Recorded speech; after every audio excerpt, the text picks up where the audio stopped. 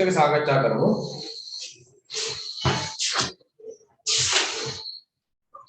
और ट्यूट එකේ අපි මුලින්ම පොතේ අභ්‍යාස සාකච්ඡා කරලමු නේ. පොතේ අභ්‍යාස පොඩයි. මම මේක ඔයාලට දැම්ම PDF එකක් විදිහට මේ ටික. බලා ගන්න ඇති නේද?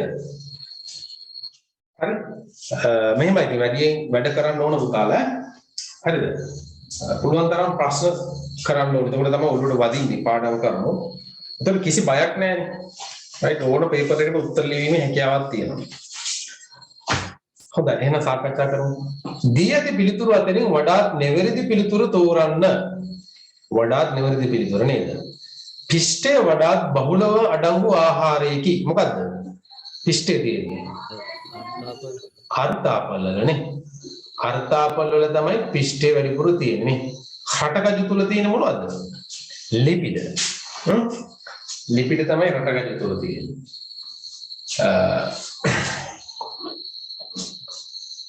right එතකොට මේක උත්තරේ තමයි 1 මොනෝසැකරයිඩ් කාණ්ඩයට අයත් සංයෝගයකි මොනෝසැකරයිඩ් වගේ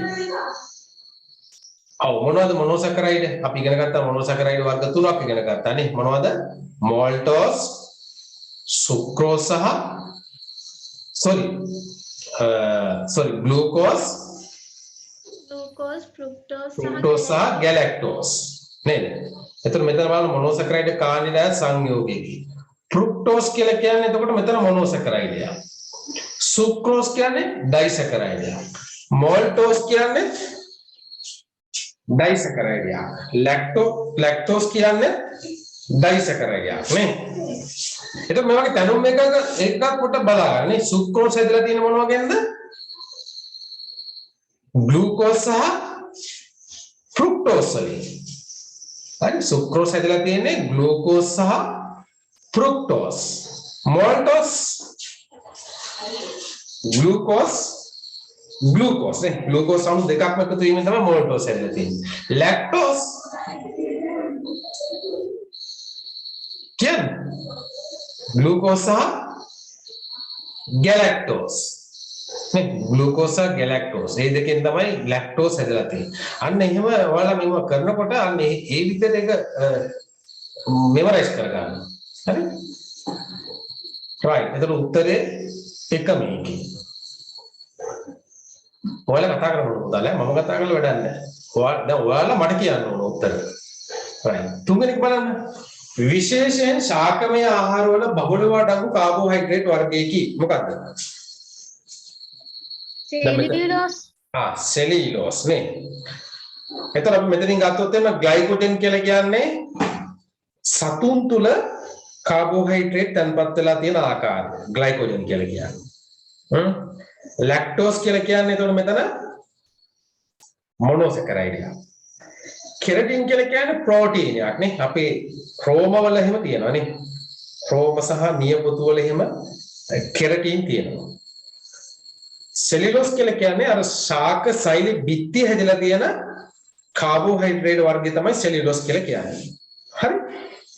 එතකොට සෙලියුලෝස් අපේ ආහාර ජීර්ණ පද්ධතිය තුලදී ජීර්ණ වෙන්නේ නැහැ පුතාලා. සෙලියුලෝස් ජීර්ණ වෙන්නේ නැහැ. නේද? තන්තුමය ආහාරවල සෙලියුලෝස් තියෙනවා. කෙඳි ආහාරවල. right. එතකොට තුනට උත්තරේ මොකද්ද? 1 ග්ලයිකෝජන්. 4 බලන්න රුධිරයේ කැට ගැසීමේ ක්‍රියාවලියට දායක වන විටමින් එකකි රුධිරයේ කැට ගැහෙන්න විටමින් K නේ අපි දැන් අන්තිමව සාකච්ඡා කරේ විටමින් K අවශ්‍යයි රුධිරයේ කැට ගැසීමට 5 බලන්න ජීවි දෙහි තුල ඇති කාබනික නොවන සංඝටකයකි මොනවද ජලය නේ ජලය නේ අපි බෙදුවනේ කාබනික සංයෝග කියලා කියන්නේ කාබන් පරමාණු අන්තර්ගත සංයෝග කාබනික සංයෝග අකාබනික සංයෝග කියලා කියන්නේ කාබන් පරමාණු අන්තර්ගත නොවන සංයෝග එතකොට ජලය නම් හරි ජලයේ කාබන් නැහැ හැබැයි තවත් සංයෝග කීපයක් තිබුණා අපි සලකන්නේ අකාබනික සංයෝග කියලා තමයි හැබැයි කාබන් තියෙනවා මොනවද මොනවද මතකද Carbonated. carbon dioxide, Carbon dioxide, carbon monoxide, carbonate සහ bicarbonate. නේ carbonate සහ bicarbonate. අන්න ඒ ටික මතක තියාගන්න ඕන. right. ඊළඟට එක බලමු. ජීවි දෙහි තුල ඇති ඒක හරිනේ. ජලයේ උත්තරය. පහේ දෙක උත්තරය. ආහාරවල තන්තු අන්තර්ගත වීම නිසා සිදුවන වාසියකි. මහන්ත්‍රයේ පිළිකා සෑදීමේ අවදානම අඩු කිරීම, මල බද්ධය වැළැක්වීම, රුධිර ග්ලූකෝස් මට්ටම පාලනය කිරීම, ඉහත ක්‍රියා සියල්ලම මොකක්ද හරි උත්තරේ? මල බද්ධය වැළැක්වීම. මල බද්ධය වැළැක්වීම තමයි තන්තුමය ආහාරවල ක්‍රියාවලිය. දෙක බලන්න. එක්තරා විද්‍යාලයක 6 වන ශ්‍රේණියේ සිසුන් සඳහා පවත්වන ලද සෞඛ්‍ය සායනයකදී ඇතම් සිසුන් තුළ දක්නට ලැබුණු පහත සඳහන් ඌනතා ලක්ෂණ හඳුනා ගන්නා ලදී. එම ඌනතා ලක්ෂණ වලට හේතුව කවර පෝෂණ ඌනතාවදැයි දක්වන්න. right. ඇස්පෙනීමේ දුර්වලතාවය හා ඇස්වල බිටෝල පැතිරීම. Vitamin A. Vitamin A. Vitamin A.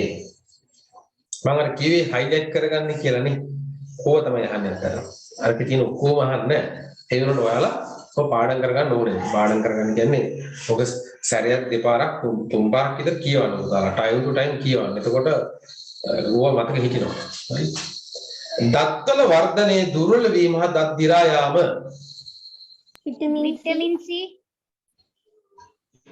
Vitamin C සහ කැල්සියම්.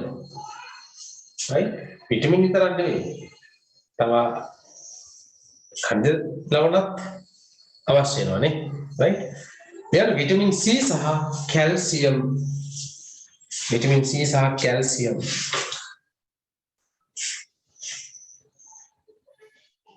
කැල්සියම් खनिज ලවණය. විටමින් C සහ කැල්සියම් खनिज ලවණය. විදුරු මසින් ලේ ගැසීම. Vitamin C. Vitamin C. Vitamin C. මුඛ කොන් වනවීම. Vitamin B. Vitamin B. Vitamin B නේ. මුඛ කොන් වනවීම විටමින් B. රක්ත හීනතාවය. Vitamin B. විටමින් මොකද්ද? රක්ත හීනතාවයත් විටමින් B තමයිනේ. Vitamin B. මුඛ කොන් වනවීමත් විටමින් B. රක්ත හීනතාවයත් විටමින් B. right. තුන බලන්න. ජලයේ සුවිශේෂී ගුණ තුනක් ලියා දක්වන්න. ඉන් එකක් ජීවී පැවැත්මට දායක වන කෙටියෙන් පැහැදිලි කරන්න. ජලයේ සුවිශේෂී ගුණ අපි ඉගෙන ගත්තා. මොනවද ජලයේ තියෙන සුවිශේෂී ගුණ? ද්‍රාවක ගුණය. ජලයේ ද්‍රාවක ගුණය. ජලයේ ද්‍රාවක ගුණය. ඊට පස්සේ ජලයේ සිසිලනකාරක ගුණය. ජලයේ සිසිලනකාරක ගුණය. ඊට පස්සේ ජලයේ ඉහළ විශිෂ්ටතාවධාරිතාවය. ජලයේ ඉහළ විශිෂ්ටතාවධාරිතය. මතකයි නේද විශිෂ්ටතාවධාරිතය කියලා? සෙල්සියස් අංශකයට කිලෝග්‍රෑමයට ජූල් 4200 මතක තියාගන්න. right. සෙල්සියස් අංශකයට කිලෝග්‍රෑමයට ජූල් 4200 විශිෂ්ටතාවධාරිතාවය. මේ ඒකේ තීරම තමයි කිලෝග්‍රෑමයක එකක ස්කන්ධයක කිලෝග්‍රෑම් එකක ස්කන්ධයක සෙල්සියස් අංශක එකකින් උෂ්ණත්වය ඉහළ නැංවීමට අවශ්‍ය තාප ප්‍රමාණය ජූල් වලින් ගත්තොත් 4200ක් ඕන නේ. ඒක ඉහළ අගයක් ඇත්තටම. තව තියෙන මොනවද ලක්ෂණ ජලයේ? අධික සංශක්ති සහ ආශක්ති බල. සංශක්ති බලයයි ආශක්ති බලයයි නේ. අපි ඉගෙන ගත්තානේ සංශක්ති බලය කියලා කියන්නේ ජල අණු අතර පවතින බලවලට අපි කියනවා සංශක්ති බල. ජල අණු අතර පවතින බලයට අපි කියන සංශක්ති බල. ආශක්ති බල කියලා කියන්නේ ජල අණුවයි වෙනත් අණුත් එක්ක තියෙන බල නේ. ඒ ආශක්ති බල. එතකොට ඕකත් අපිට වැදගත් වෙනවා ජීවයේ පැවැත්මට නේ. right අන්න ඒ ටික තමයි මතක තියාගන්න ඕනේ. ජලයේ ද්‍රාවක ගුණය, ජලයේ ඉහළ විශිෂ්ටතාපදාරිතාවය, ජලයේ සිසලනකාරක ගුණය, ඊට පස්සේ ජලයේ අධික සංශක්ති ආශක්ති බලය. right ඔව් ප්‍රසාරණය හරිද? අසමාකාර ප්‍රසාරණය ඔව් very good නේද? ඒ කියන්නේ ජලය එකක් තමයි ජලය අයිස් බවට පත් වෙනකොට ප්‍රසාරණයට ලක් වෙනවා. ඒ වගේම තමයි අයිස් වල ඝනත්වය අඩුයි නේ ජලය මත පාවෙනවා. එතකොට ඒක උදව් වෙනවා අර ජලජ ජීවීන්ට විශේෂයෙන්ම ඔය ආර්ක්ටික් සහ ඇන්ටාර්ක්ටික් වගේ ද්‍රව වල ඉන්න ජීවීන්ට මේක වැදගත් වෙනවා නේ. ඉහළ ජලය අයිස් විදිහට මිදලා තිබුණත් යට මාළුන්ට ජීවත් වෙන්න පුළුවන් නේ. අන්න ඔය ටික මතක් කරගන්න ඕනේ. එතකොට පුතාලා ඕකෙන් මොකක් හරි එකක් ගැන ලියන්න. right ඔයාලට පුළුවන් ඕකේ ලියන්න පුළුවන් ජලයේ සිසිලන කාර්ය ගුණ ගැන ලියන්න පුළුවන්. නැත්නම් සංශක්ති ආශක්ති බලය ගැන ලියන්න පුළුවන්. මොකක් හරි එකක් ගැන උදේ ලියවනම් හරි. හරි?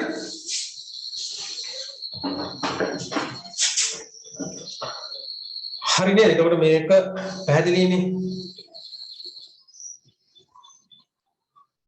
right දැන් මෙතන නම් තියෙන ප්‍රශ්න කීපයයි තියෙන්නේ. ඒ වුණාට මේ ප්‍රශ්න ටික කරලා ඔය පාඩම හරියට උඩට දාගන්න බෑ. right ඒකින්ද මෙන්න මේ වගේ ටියුට් එකක් මම දීලා තියෙනවා. පේනව නේද ටියුට් එක?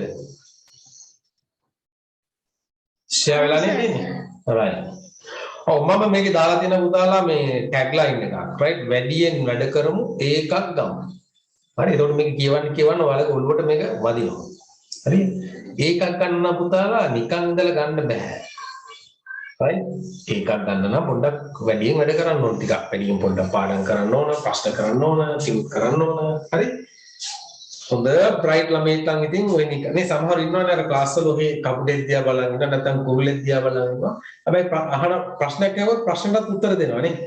එහෙම බ්‍රයිට් ළමයිනුත් ඉන්නවා. හරි? හරි මේක අපි එහෙම හිතන්නේ නැතුව අපි වැඩ කරමු. පළවෙනි කොටස ප්‍රශ්න සියල්ලටම පිළිතුරු සපයන්නේ නිවැරදි පිළිතුරු දෝරා යටින් ඉරක් අඳින්න. right මිනිස් දේහය නිර්මාණය වීමේදී වැඩිම ප්‍රතිශතයක් අඩංගු වන මූලද්‍රව්‍යයේ සංකේතය වන්නේ මොකද්ද? මොකද්ද? අක්කල් කියන්නේ ඔක්සිජන් නේ. ඔක්සිජන් වැඩිම තියෙන ඔක්සිජන් 65.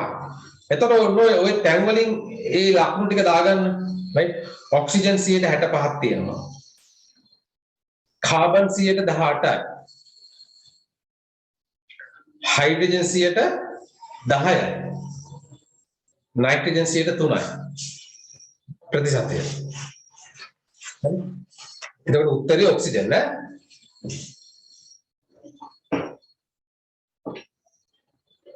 හරි දෙවෙනි එක බලන්න. ජීවීන්ගේ ප්‍රවේණික තොරතුරු ගබඩා කිරීම සඳහා වැදගත් වන අණු වර්ගයකි. මොනවාද? ප්‍රවේණික තොරතුරු ගබඩා කරන මොන අණු තුනද? Fourth one. මොනවාද? කො කියන්නේ කට්ටිය කතා කරමු. මයික් නියුක්ලික් අම්ල. ඔය කට්ටිය කතා කරන්න ඕනේ මයික් එක ඔන් කරලා ගෙදර ගෙවල් වල ශබ්ද බද්ද නැත්තම් මයික් එක ඔන් කරගෙන ඔගෙත් කතා කරන්න. මොනවද? නියුක්ලික් අම්ල නේ. අපේ ප්‍රවේණික තොරතුරු ගබඩා කරන්න පුතාලා DNA අණු වලනේ.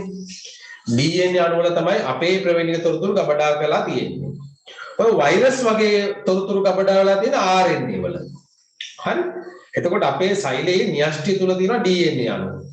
එතකොට DNA අණු කියලා කියන්නේ නියුක්ලික් අම්ල අණු. නියුක්ලික් අම්ල දාම දෙකක්.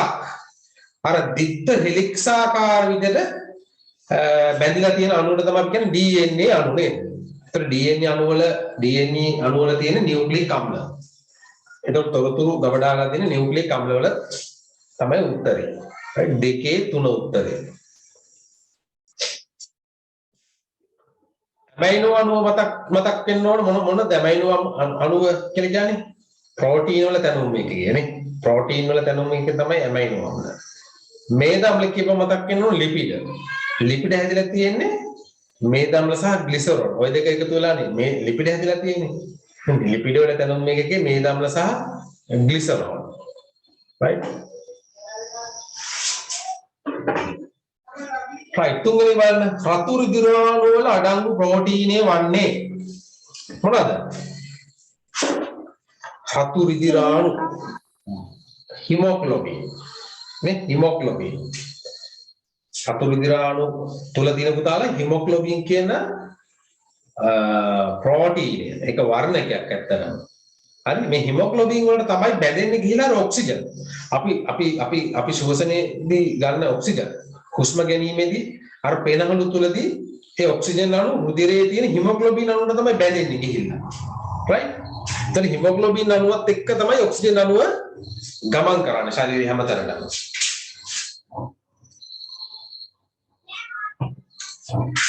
කෙරටින් කොහෙද තියෙන්නේ? කෙරටින් කෙස් සහ රෝම වල නේ. කෙරටින් ප්‍රෝටීන් කෙරටින් කියන්නේ. ඇල්බුමින් කියන්නේ ඇල්බුමින් කොහෙද තියෙන්නේ? ඇල්බුමින් කොහෙද තියෙන්නේ? බිත්තර සුදු මදය. බිත්තර සුදු මදය කියන්නේ ඇල්බුමින් ඒකේ තුල තියෙන්නේ. ඒතර සෙලියුලෝස් කියපුවම දැන් ඔළුවට එන්න ඕන කොහෙද? සෙලියුලෝස් කියන්නේ කාබෝහයිඩ්‍රේට් එකක් කොහෙද තියෙන්නේ? ශාක සෛල බිත්තියේ. right? ඔයාලා කරානේ පේපර් කරාද?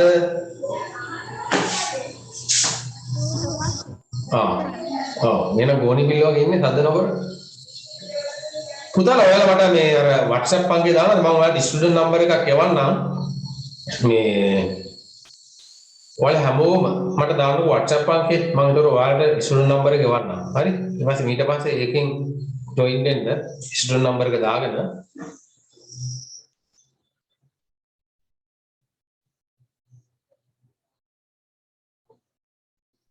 නම දැම්මත් ඇති පුතාලා නම මට දැන් මේ මම මේ නම් ටික සේව් කරන් තියෙන්නේ ඉනායා හසින්දු රශ්මි නම් ටික දාන්නකො නම්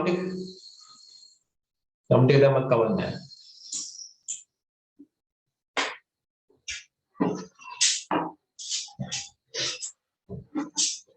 දැන් ඔයාලා පුතාලා මේ පන්තියට සම්බන්ධ වෙනවනේ ඇත්තටම ෆිසිකල් ක්ලාස් එකම යන්න කිසි අවශ්‍යතාවයක් නැහැ.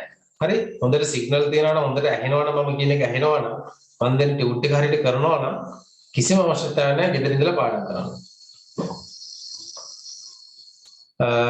හතර බලන්න පහත ප්‍රකාශ අතරින් ග්ලූකෝස් මොනෝසැකරයිඩ් වර්ගයට අයත්ය. හරිද වැරදිද?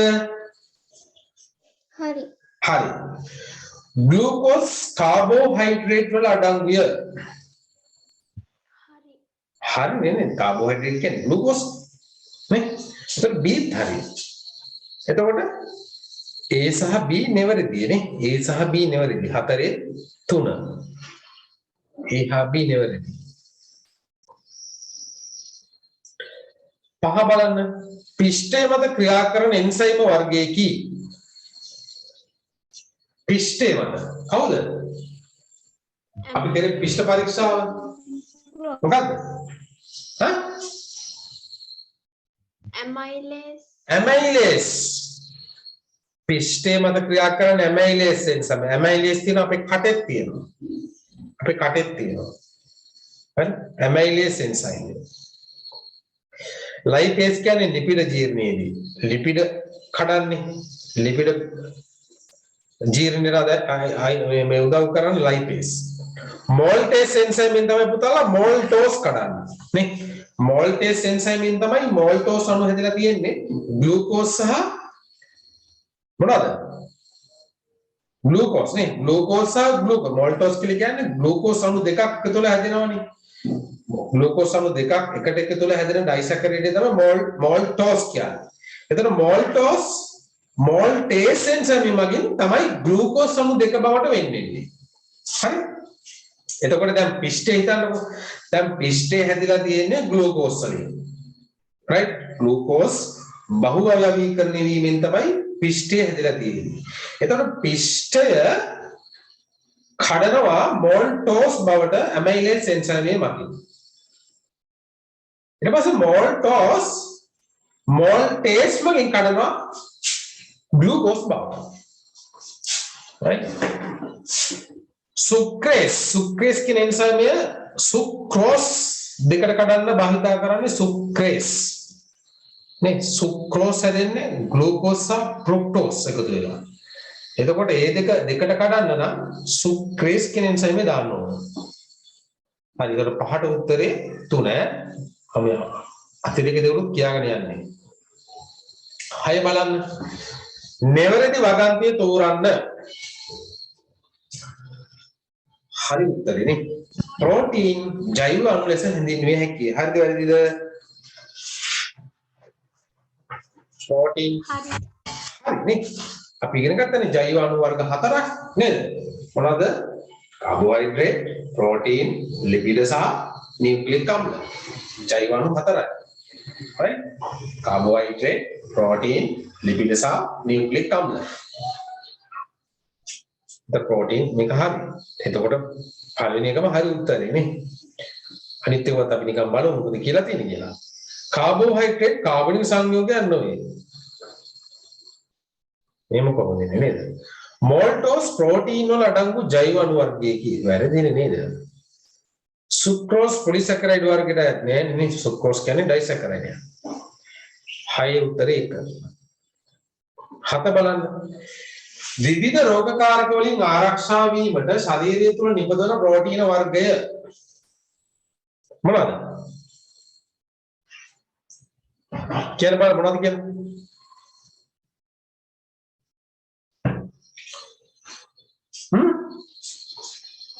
විවිධ රෝගකාරක වලින් ආරක්ෂා වීමට ශරීරය තුළ නිපදවන ප්‍රෝටීන වර්ගය තමයි පුතාලා ප්‍රතිදේහ. ප්‍රතිදේහ.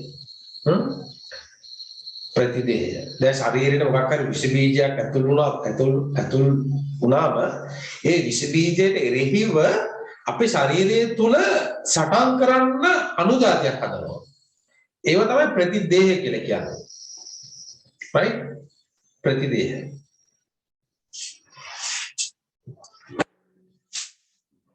හතේ උත්තරේ 7 ප්‍රතිදේහ.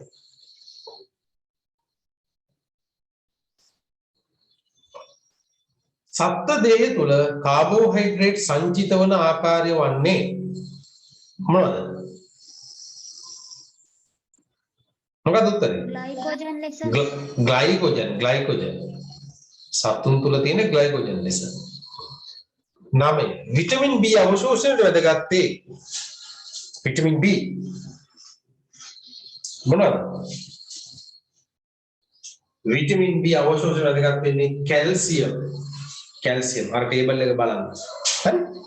කැල්සියම් තමයි අවශ්‍ය වෙන්නේ විටමින් B අවශෝෂණයට උදව් කරනවා කැල්සියම්. 10 බලන්න.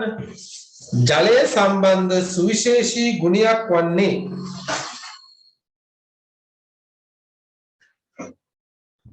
සංශක්ති හා ශක්ති බල තිබීම. ඔව් අපි බලමු අනිත් ලක්ෂණ ටික. අයිස් වල වඩා ඝනත්වය අඩු වීම. ජලය අයිස් වල වඩා ඝනත්වය වැඩි.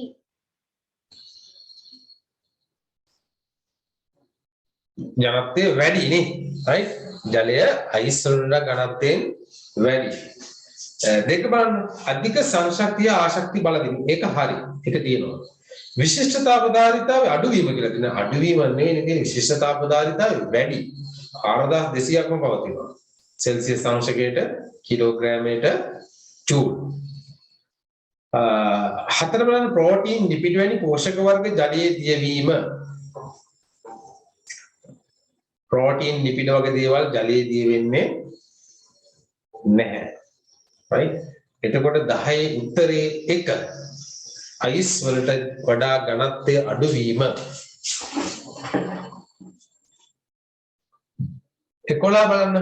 රටකජු පොල් තල්වැනි ආහාර වර්ග ජීර්ණ වීමෙන් පසු සෑදෙන අවසාන ඵලය. සර් ඒකේ අයිස් වලට වඩා මේ ජලයේ ඝනත්වය වැඩිනේ.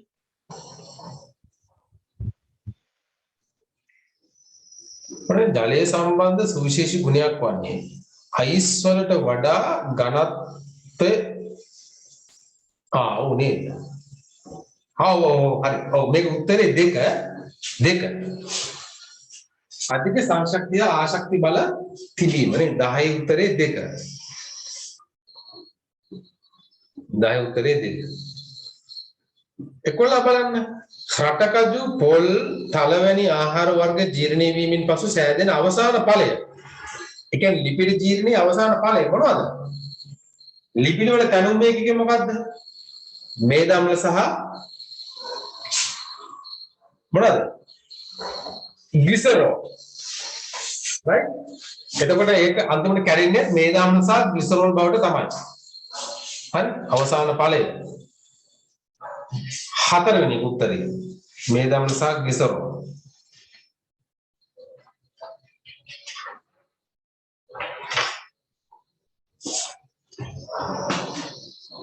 එකොළයි හතර උත්තරේ. 12 බලන්න. කාබෝහයිඩ්‍රේට් බහුලව අඩංගු ආහාරයකි. මොනවද? මෙතන තියෙන ඉතින් මොනවද කාබෝහයිඩ්‍රේට් වැඩිපුරම තියෙන්නේ? පාන් නේ. පාන් තුල තියෙන. පිස්ටේ වැඩිපුර තියෙන්නේ පාන් තුල. 12යි 3 උත්තරේ. මොන හරිම ලේසි ප්‍රශ්න. 13 බලන්න. පහත වගන්තු වලින් විස්තර වන පොලිසැකරයිඩ් වර්ගයේ කුමක්ද? මිනිස් ජීවන පද්ධතිය තුළ ජීර්ණයට ලක් නොවේ. පෝෂණමය වටිනාකමක් නැත. මලබද්ධය වළක්වා ගැනීමට උපකාරී වේ. කවුද මේ? කවුරුද මේ කියන්නේ?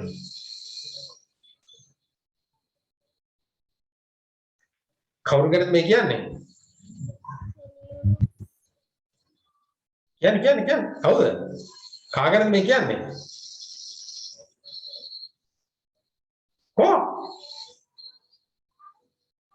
කතා කරන්නේ මොකද උත්තරේ? ඉනාය කියන්නේ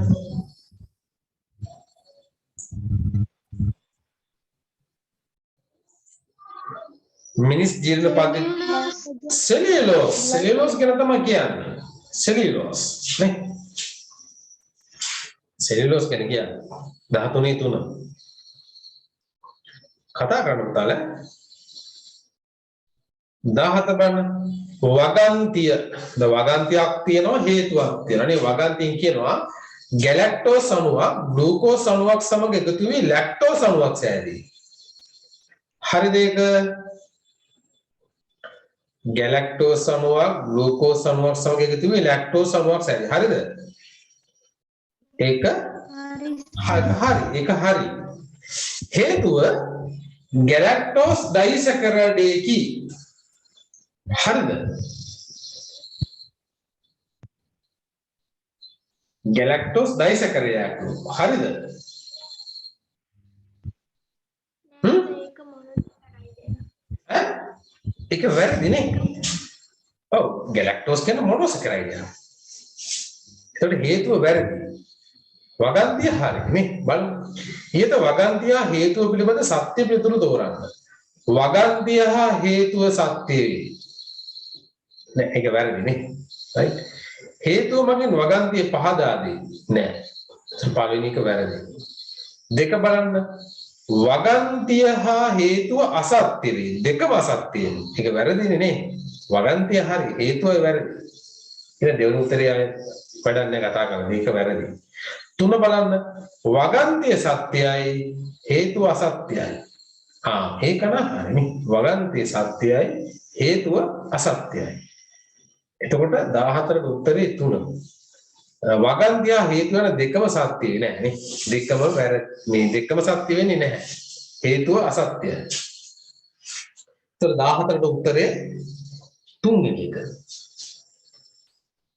15 බලන්න. ශාකමය ආහාරවල පමණක් අඩංගු කාබෝහයිඩ්‍රේට් වර්ගයේ වන්නේ කවුද? ශාකමය ආහාරවල පමණක් තියෙන්නේ මෙතනින් හොඳට කල්පනා කරන්න මට කියන්න. ටග්ගල කියන උත්තරේ ශාකමය ආහාර වල පමණක් අඩංගු කාබෝහයිඩ්‍රේට් වර්ගය මොනවද?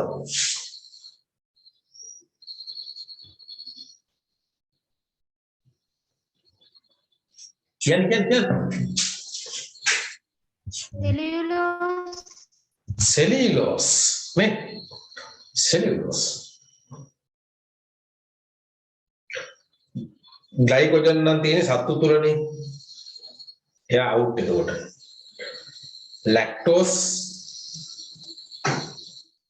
ලැක්ටෝස්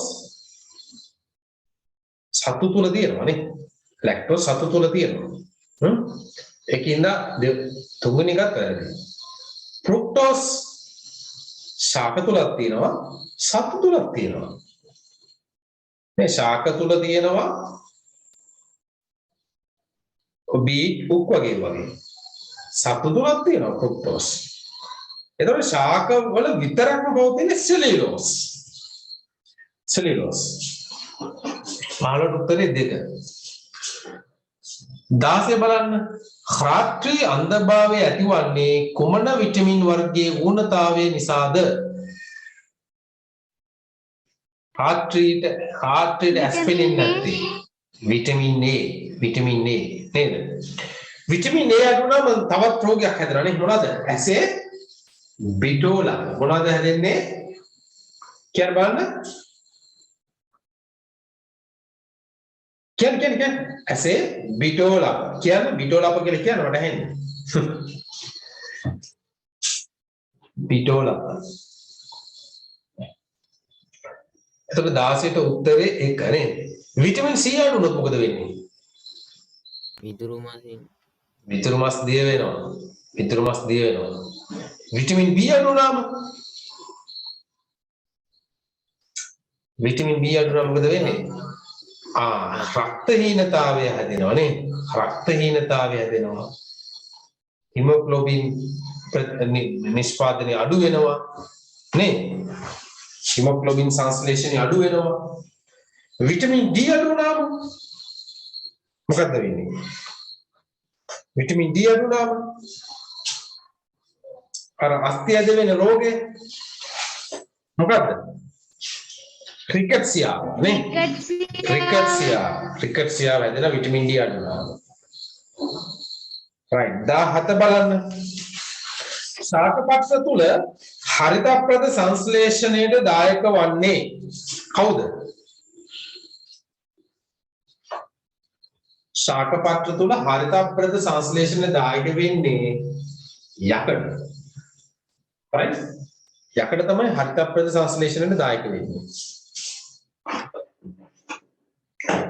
18 බලන්න තයිරොක්සින් හෝමෝනි නිපදවීමට අවශ්‍ය කනිජ ලවණය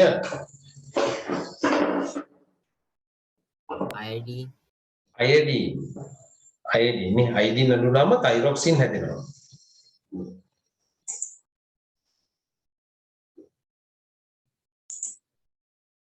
right 19 බලන්න ඩියොක්සිරයිබෝ නියුක්ලික් අම්ලයේ කෙටි නම කුමක්ද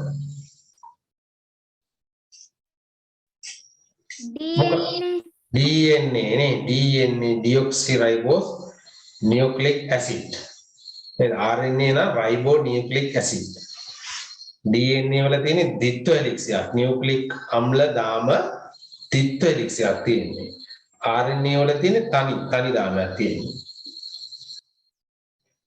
විශ්ව බලන්න ජීවී දේහ තුල අඩංගු කාබනික නොවන සංඝටකයකි ජලය නේ ඔක කලිනුත් තිබ්බනේ ජලය දත් දිරා යාමට හේතු වන්නේ පහත දැක්වෙන කුමන විටමින හා ಖನಿಜ ලවණ ඌන වීමෙන්ද දත් දිරා යාමට බලපාන්නේ මොකද්ද මෙතනින් කැල්සියම් ඔව් මොනවද විටමින් C සහ කැල්සියම් 21 දෙක උත්තරේ විටමින් C සහ කැල්සියම් right ඒ විටමින් C උදා වෙනවා නම් දන්ත එනමලය හදන්න දන්ත එනමලය වැඩෙන්න විටමින් C අවශ්‍යයි. ඒතර කැල්සියම් උත් ඕන. කැල්සියම් වලින් මේ දත හැදලා තියෙන්නේ. එතකොට 21 දෙක තමයි උත්තරේ. 22 බලන්න. බුද්ධි වර්ධනයේ බාධා ඇතිවීම, ඉගෙනීමට මැලි බවක් දැක්වීම, උස යාම සීමා වීම ආදී ඌනතා ලක්ෂණ වලට හේතුව මොකක්ද?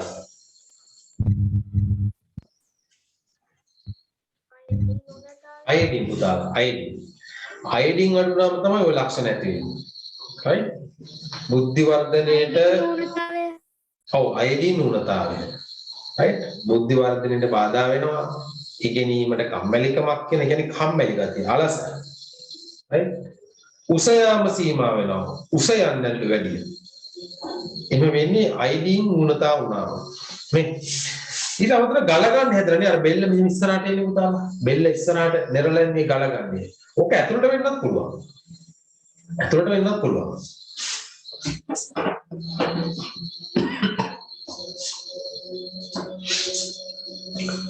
විසිතුන රුධිරයේ කැට ගැසීමට දායක වන කණිජය වන්නේ කැල්සියම්. නෑ. රුධිරයේ කැට ගැසීමට දායක වන්නේ යකඩ. යකඩ.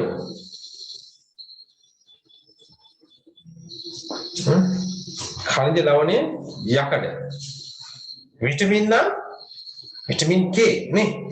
විටමින් ගැන කතා කරොත් රුධිරයේ රුධිරය කැට ගැසීමට විටමින් නම් විටමින් K උන खनिज ලවණය නම් යකඩයි අවශ්‍යයි.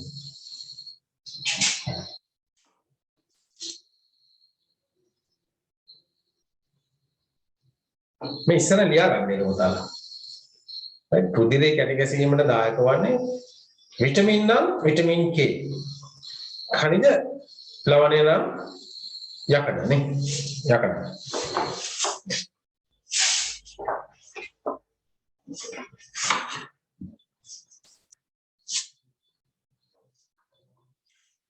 ඉසි 4 බලන්න ඉසි 4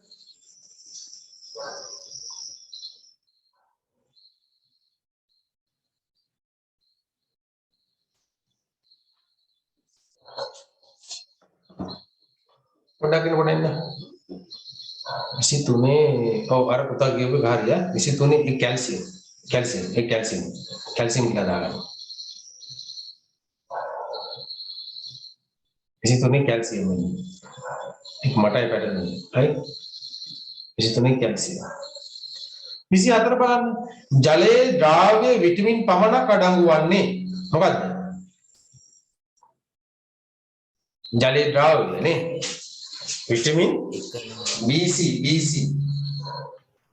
නේ හරි විටමින් වර්ග ටික මතක තියාගන්න vitamin A vitamin B vitamin C vitamin D vitamin E ඊට පස්සේ විටමින් K එතන BC තමයි ජලයේ ද්‍රාව්‍ය අනිත් ඒවා ජලයේ අද්‍රාව්‍ය හැබැයි මේ දෙවල දී වෙනවා එතන 24 1 25 දෘෂ්ටි සම්බන්ධව වැදගත් විටමිනිය වන්නේ මොකක්ද ඇස්පිනීමට හොඳට වැදගත් වෙන්නේ විටමින් මොකද්ද විටමින් A නේද රාත්‍රී ඇස්පිරින් නැත්තේ ඒ වගේම විටෝල පැති වෙන්නේ විටමින් A අඩු වුණා 26 බලන්න පිෂ්ඨය වඩා බහුලව අඩංගු ආහාරයකි මෙතනින් කවුරු තුලද පිෂ්ඨය වැඩිපුර තියෙන්නේ තිරිඟු පිටි තුල තමයි විටමින් මේ සෝරි පිෂ්ඨය මෙතන වැඩිපුර පවතින.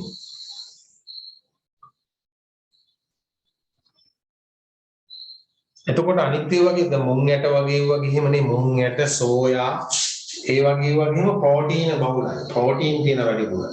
කටකජු වගේ එහෙම ලිපිඩ තියෙනවා. ලිපිඩ බහුලයි. right 27 බලන්න මිනිසාගේ ආහාර ජීර්ණ පද්ධතිය තුල ජීර්ණය කළ නොහැකි කාබෝහයිඩ්‍රේට් වර්ගය මායිත් මොකද්ද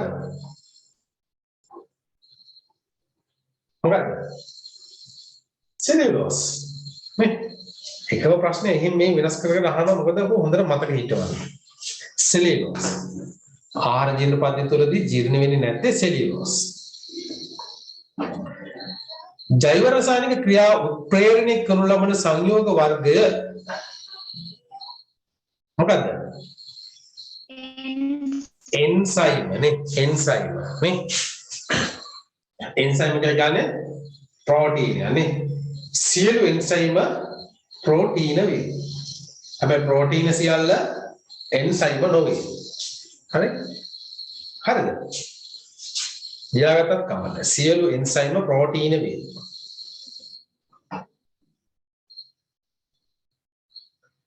29 බලන්න. පරිණත ශාක පත්‍රවල හරිතක්ෂය ඇතිවීමට හේතුව. හරිතක්ෂය.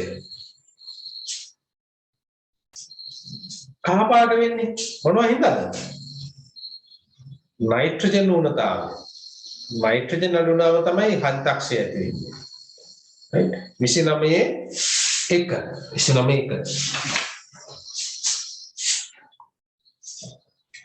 30 බලන්න. පොලිසැකරයිඩ් වල පොදු අණුක සූත්‍රය C6යි H12යි O6යි නේද? වැඩි කිරීම N වේ.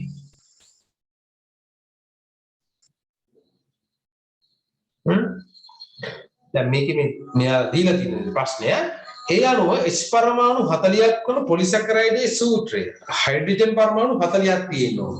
එතකොට ඒකේ සූත්‍රය මොකක්ද වෙන්න ඕන?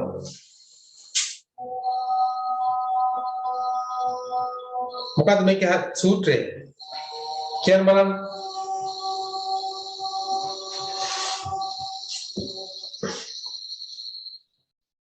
මොකද්ද මෙතන හරි සූත්‍රය?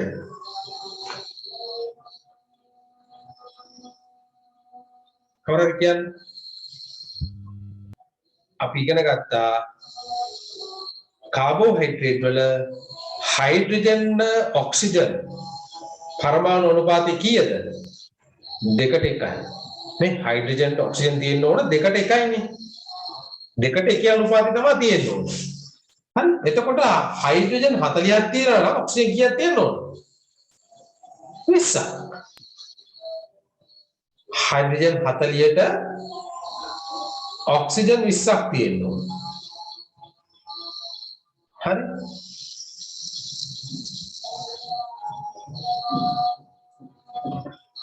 එතකොට මේකේ අහනවා මොකද්ද සූත්‍රය කියලා අහනවා නේද? හයිඩ්‍රජන් පරමාණු 40ක් වන පොලිසැකරයිඩේ සූත්‍රය. ඔව්. එතකොට දැන් මේකට අනුව ගත්තොත් එහෙම නේ දැන් මේකට ළඟින් යන දැන් මේ සමීකරණය දිහා බලන්න මේ දීලා තියෙන දිහා දැන් මේකට අනුව ගත්තොත් එහෙම C6යි H12යි O6යි නේ එතකොට එහෙම හිතලා ගත්තොත් මොකක්ද හරි උත්තරේ? දැන් මෙතන ගත්තොත් එහෙම හයිඩ්‍රජන් 40ට ඔක්සිජන් 20යි. කියන්නේ දෙකට එක තියෙනවා. දෙකට එක තියෙනවා. නේ? දෙකට එක තියෙනවා. මෙතනක් තියෙනවා දෙකට එක, මෙතනක් දෙකට එක තියෙනවා.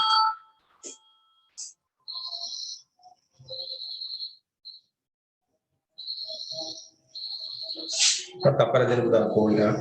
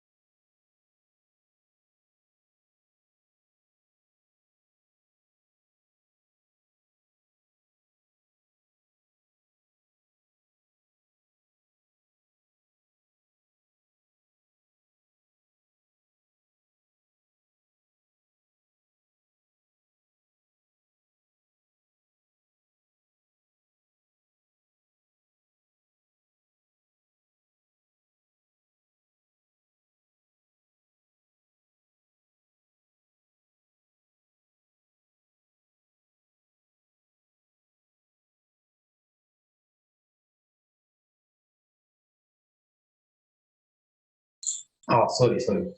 Mic එක off කරන්නේ right. මේකට මම කිව්වේ හයිඩ්‍රජන් සාපේක්ෂව කාබන් අඩුවෙන් තියෙන්නේ. right?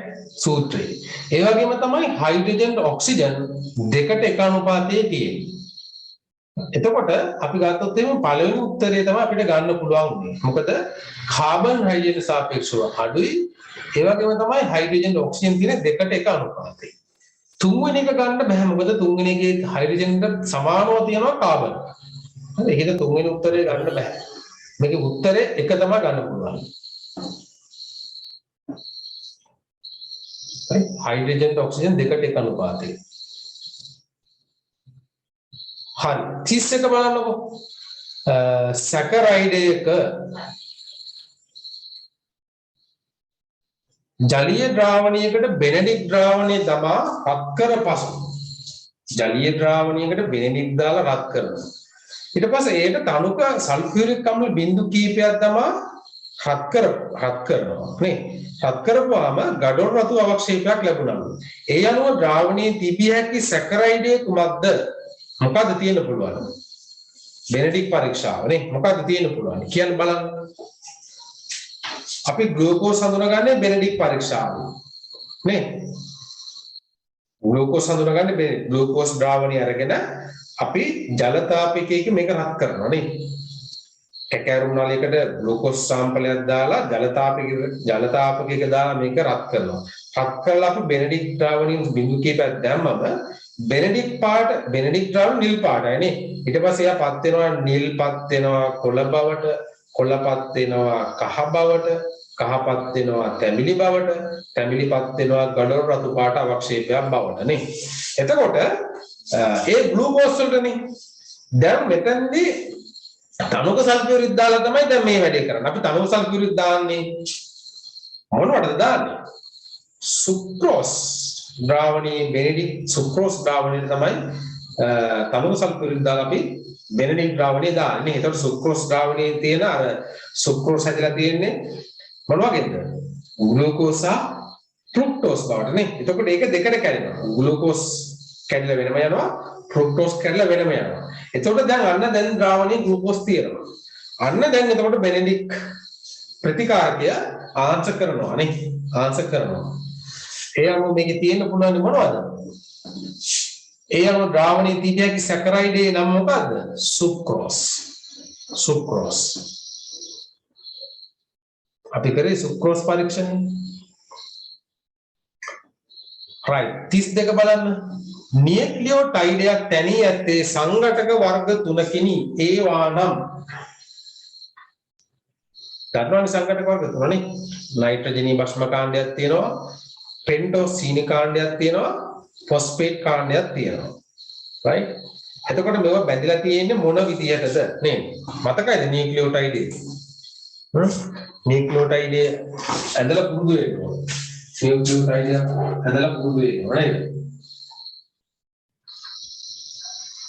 පෙන්ටෝස් සීනි කාණ්ඩය තියෙනවා මේ පැත්තෙන් තියෙනවා නයිට්‍රජනීය භස්ම කාණ්ඩය මේ පැත්තෙන් තියෙනවා ෆොස්ෆේට් කාණ්ඩය නේ right මෙන්න නියුක්ලියෝටයිඩ් අණුව හරි එතකොට මේකේ බැඳලා බලන්න තියෙන්නේ ෆොස්ෆේට් කාණ්ඩය බැඳලා තියෙන්නේ පෙන්ටෝස් සීනි කාණ්ඩයට නයිට්‍රජනීය භස්ම කාණ්ඩයට බැඳලා තියෙන්නේ පෙන්ටෝස් සීනි කාණ්ඩයට නේ ඒ අණුව මොකක්ද මේක උත්තරේ වෙන්න ඕන මෙම කාණ්ඩ පිළිවෙලින් සම්බන්ධ වන ආකාරය නේ පිළිවෙලින් A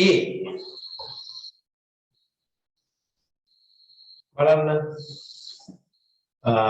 මුලින්ම දෙන්න ඕන ෆොස්ෆේට් කාණ්ඩය C ට සම්බන්ධ වෙනවා B මේ C සම්බන්ධ වෙන්න ඕන B ට B සම්බන්ධ වෙන්න ඕන A ට නේ මෙතන තියෙනවා නේ C තියෙනවා C ට සම්බන්ධ වෙනවා B B ට සම්බන්ධ වෙනවා A උත්තරේ 32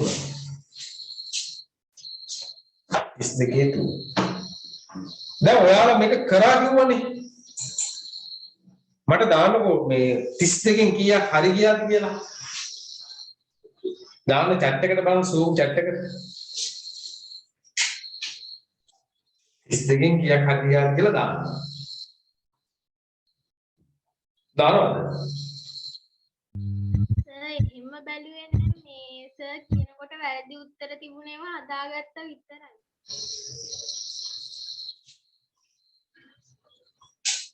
හරි හරිද වැරදි උත්තර තිබ්බව හදාගත්තා. මේ දැන් එතනින්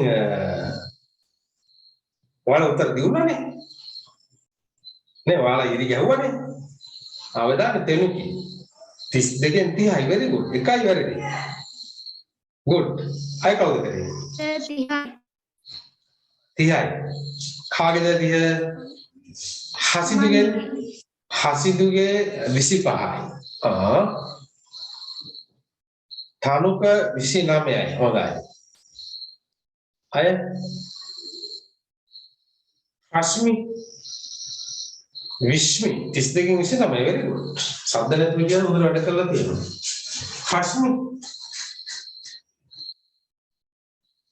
රශ්මි කරාද?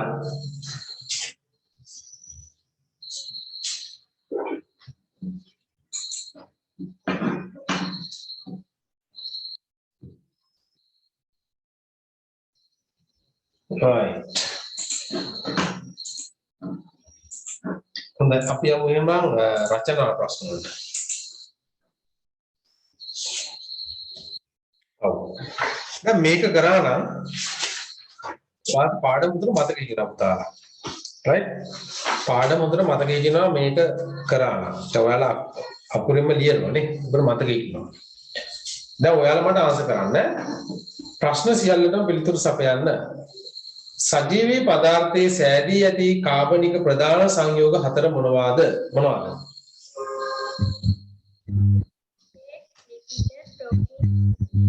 කියන්නේ කාබෝහයිඩ්‍රේට්,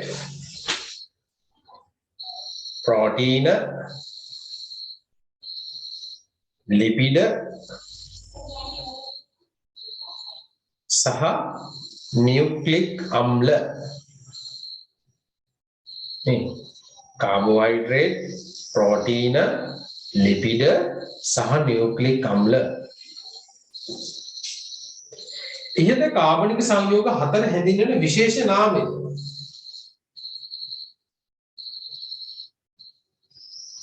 මොකක්ද? ජෛව අණු නේ. ජෛව අණු කියලා අපි කියනවා. කාබන් පරමාණුව අන්තර්ගත වන අකාබනික සංයෝග මොනවාද? කාබන් පරමාණු අන්තර්ගත වන අකාබනික සංයෝග නේ. අකාබනික සංයෝග මොනවද මෙතන තියෙන? ජලය නේද? ජලය තියෙනවා. ඊට පස්සේ වායු වර්ග නේ. වායු වර්ග ඒ යටතේ තියෙන මොනවද? Carbon dioxide, carbon monoxide,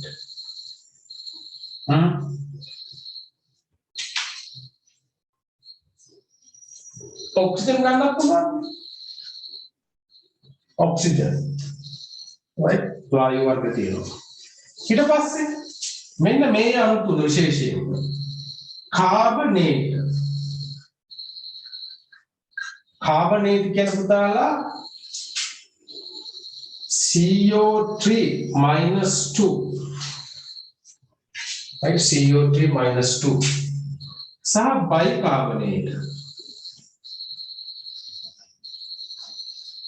bicarbonate के लिए क्या CO3 मतलब कैल्शियम कार्बोनेट मतलब bicarbonate CO3 minus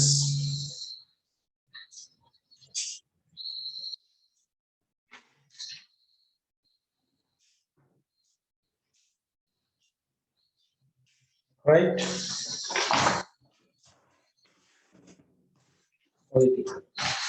carbonate bicarbonate से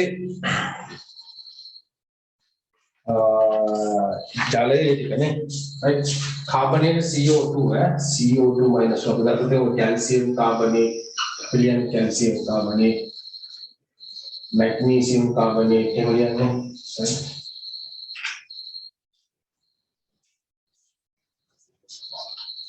right.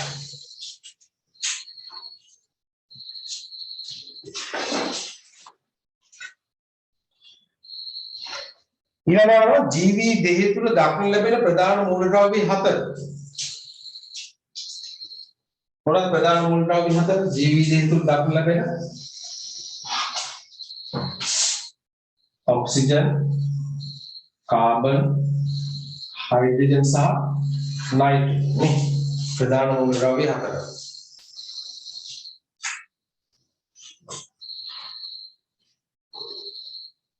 එම මූලද්‍රව්‍යයන් ප්‍රතිශතයක් ලෙස පවතින ආකාරය ප්‍රස්ථාරයක ඇඳ දක්වන්නේ. මේවා ප්‍රතිශතයක් විදිහට පවතින ආකාරය ප්‍රස්ථාරයක ඇඳ දක්වන්නේ කියලා කියන්නේ ඒක මේ ප්‍රස්ථාරයක් අතුත් තියෙන මේ පැත්තෙන් අපිට 100% percentage එකක් කියලා දෙන්නවා නේ. ඊට පස්සේ මේ පැත්තේ මූල කරුතිය. right? එතකොට වැඩිපුරම තියෙන්නේ මොනවද? ඔක්සිජන්. ඔක්සිජන් තියෙනවා 65%ක්.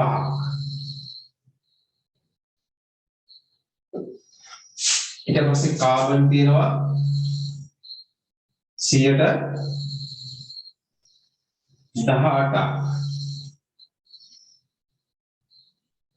ඊට පස්සේ හයිඩ්‍රජන් තියෙනවා 10%ක් නේද? हाइड्रोजन 10%. ඊට පස්සේ नाइट्रोजन තියෙනවා 3%. මේක හරියට ගන්න ඔයාලා වැඩිරුලක් තියලා percentage 10 20 30 40 50 60 මේ වගේ ක්‍රමාංකණය කරලා ඒ විදිහට මේක ගන්නවා. හරි?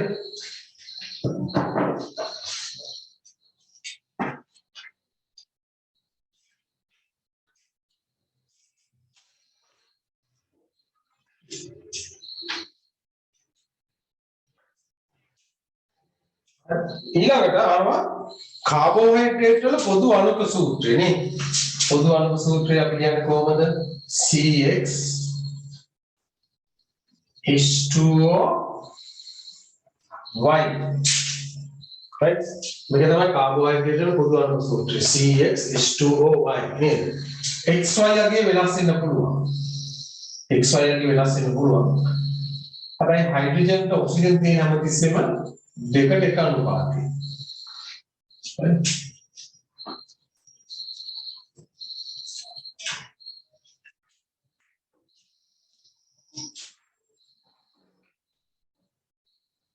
පහත සඳහන් වර්ගීකරණය සම්පූර්ණ කරන්න. නේ සම්පූර්ණ කරන්න කියලා කියන්නේ.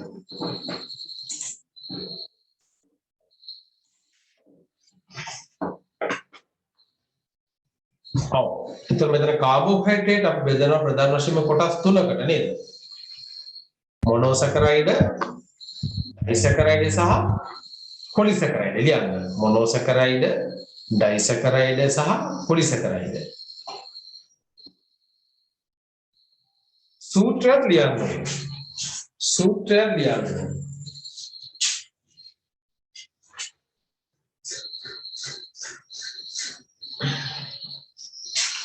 सूत्र ध्यान मोनोसैकराइड डाइसैकराइड सा पॉलीसैकराइड मोनोसैकराइड के क्या है C-hai H12hai O-hai මේ එතකොට මේ view එක මේක ග්ලූකෝස් වලත් මේ විදිහටමයි ෆ්‍රුක්ටෝස් වලත් මේ විදිහටමයි ගැලැක්ටෝස් වලත් මේ විදිහටම තමයි තියෙන්නේ මේකේ රසායන සූත්‍ර වෙනස් වෙන්නේ නැහැ ग्लूकोज फ्रुक्टोज गैलेक्टोज කියලා වෙනස් වෙන්නේ එකම රසායනික සූත්‍රය මොනෝසැකරයිඩ් වල නේද ඩයිසැකරයිඩ් ගත්තොත් එයා මොනෝසැකරයිඩ් අණු දෙකක් එකතු වෙලානේ හැදෙන්නේ නේ එතකොට C6යි H12යි O6ට තවත් C6යි H12යි O6ක් එකතු වෙනවා මෙතෙන්දී හැදෙනවා C නේද මෙතන 6යි මෙතන 6යි 12ක් වෙනවනේ right එතකොට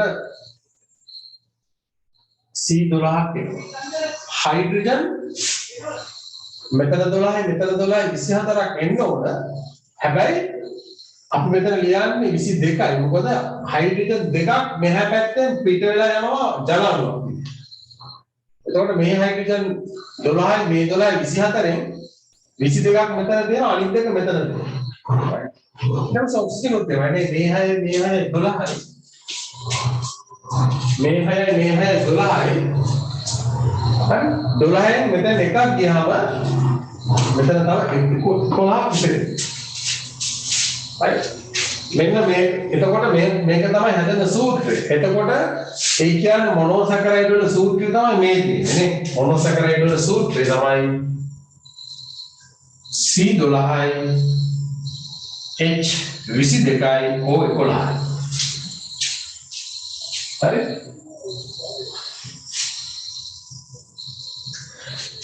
එතකොට පොලිසැකරයිඩ් වල සූත්‍රය වෙන්නේ මොකක්ද? C6යි H10යි O5යි මේකේ N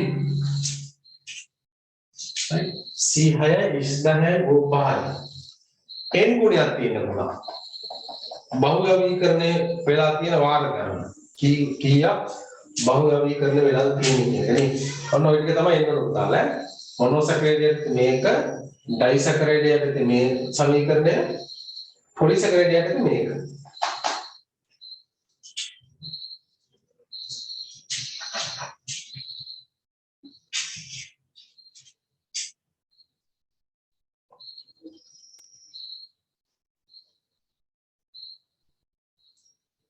හරිනේ ඕනනම් මෙන්න මේක පැත්තකින් තියාගන්න මේ සමීකරණය.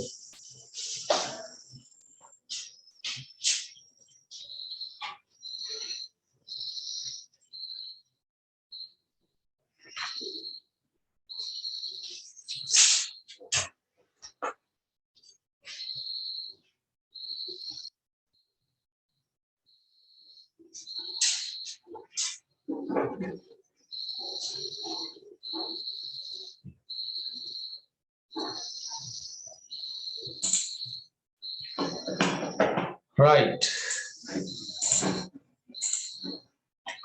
එතකොට මේක උදාහරණ ලියා ගන්න නේ. මොනෝසැකරයිඩ් තියෙන මොනවද? ග්ලූකෝස්, ෆ්‍රුක්ටෝස්, ගැලැක්ටෝස්. ග්ලූකෝස්, ෆ්‍රුක්ටෝස්, ගැලැක්ටෝස්. ඩයිසැකරයිඩ් යටතේ මෝල්ටෝස්, සුක්‍රෝස්, ලැක්ටෝස්. නේ මෝල්ටෝස්, සුක්‍රෝස්, ලැක්ටෝස්. මෙහා පැත්තේ තියෙන මොනවද? පිෂ්ඨය, සෙලියුලෝස් සහ ග්ලයිකෝජන්. පිෂ්ඨය, සෙලියුලෝස් සහ ග්ලයිකෝජන්. හරි නේද? ඊළඟ බලන්න මොනෝසැකරයිඩ් අණු එකතු වීමෙන් පහත දැක්කන ඩයිසැකරයිඩ් නිර්මාණය වන ආකාරය රසායනික සමීකරණය මගින් නිරූපණය කරන්න පුතාලා. රසායනික සමීකරණ මගින් නිරූපණය කරනකොට මේ මෝල්ටෝස් හැදෙන විදිය, සුක්‍රෝස් හැදෙන විදිය, ලැක්ටෝස් හැදෙන විදිය. ඒක එතකොට වචන සමීකරණයෙන් ඔයාලා දෙන්න. වචන සමීකරණය. ඒතර මෝල්ටෝස් හැදෙන්නේ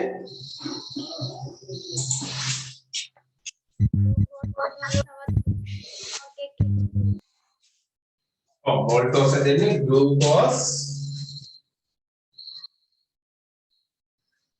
ධන ග්ලූකෝස් එකතු වීමෙන් හැදෙනවා මෝල්ටෝස්. හරි ඕන සමීකරණත් අපිට ලියන්න පුළුවන්. C6යි H12යි O6යි මෙතනත් C6යි H12යි O6යි මෝල්ටෝස් කියලා කියන්නේ ඒක C12යි H22යි O11යි. හරි සාවෝන මේ පැත්තේ යනවා ජල අණුවක් පිට වෙනවා නේ. ජලය H2 ඔන්න සමීකරණ ලියා ගන්න. ඒක මෝල්ටෝස් හැදෙන එක. right මේක මෝල්ටෝස්. ඊට පස්සේ සුක්‍රෝස් හැදෙන්නේ ග්ලූකෝස් සහ ෆ්‍රුක්ටෝස් හැදෙනවා සුක්‍රෝස් සහ ජලය ජල අණුව පිට වෙනවා නේ. ඒත් මේකම තමයි ග්ලූකෝස් C6යි H12යි O6යි ෆ්‍රුක්ටෝස් වලත් මේකමනේ තියෙන්නේ C6යි H12යි O6යි නේ මේ විදිහමයි මේකම තමයි C12යි H22යි O11යි සහ H2O මම මේ ලියන්න කියන්නේ ඔයාලා මේ ලියන තරමට තමයි මතක හිටින්නේ වදින්නේ ඔළුවට හරි දෙකින්ද ලියන්න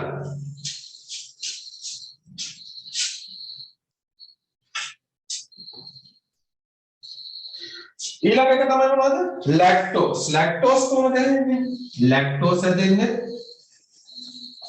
ග්ලූකෝස් සහ ගැලැක්ටෝස් මේ මෙතන හැදෙනවා ලැක්ටෝස් සහ ජලය මේක same C6යි H12යි O6යි C6යි H12යි O6යි මේක එකම ස්ට්‍රක්චර් එක C12යි H22යි O11යි H2O එකම ස්ට්‍රක්චර් එක නෙවෙයි අත්‍තරම එකම සූත්‍රය ස්ට්‍රක්චර් එක වෙනස් ව්‍යුහය වෙනස් හරි එකම සූත්‍රය එකම පරමාණු සංඛ්‍යාවක් තියෙන හැබැයි එයාලා හැදෙන ව්‍යුහය වෙනස් ස්ට්‍රක්චර් එක වෙනස්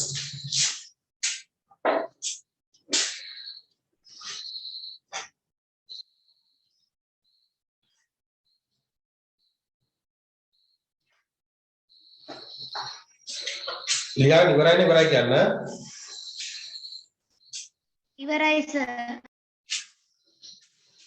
right ඊළඟට මොකද කියන්නේ ඊළඟ ප්‍රශ්නේ කමෙන්ට් වකන්නද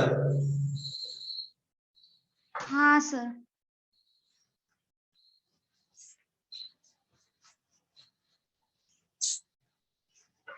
ඊළඟට කියනවා පොලිසැකරයිඩ් ආකාර පවතින ස්වභාවය පිළිබඳව කෙටියෙන් ලියා දාන්න. ඕක මෙච්චරක් තිබුණා නේද පුතා? පොලිසැකරයිඩ් පවතින ආකාරය නේ. එතකොට ශාක තුල මොනවද කොහොමද පවතින්නේ? පිෂ්ඨය ලෙස.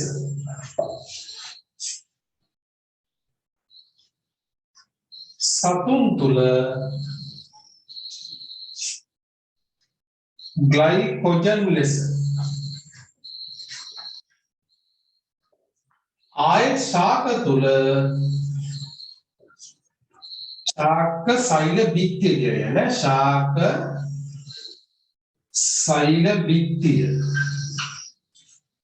සෛල බිත්තිය තුල කොහොමද තියෙන්නේ සෙලියුලෝස්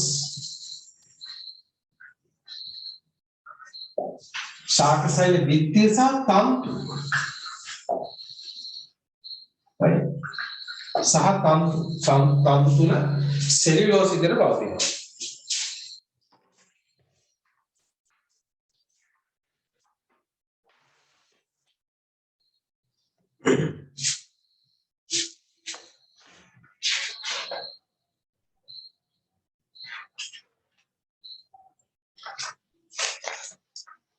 ඔය ටික ලියන්න.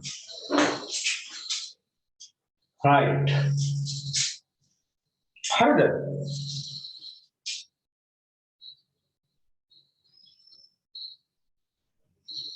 හරිද? හා සර්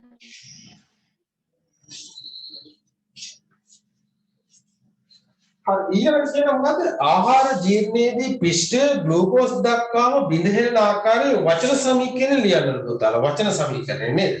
ඒතර ආහාර ජීර්ණයේදී පිෂ්ඨයේ තියෙනවා. පිෂ්ඨයේ තියෙනවා. පිෂ්ඨය මොන එන්සයිම මතද ක්‍රියා කරන්නේ? ඇමයිලේස් එන්සයිම. නේද? ඇමයිලේස් enzyme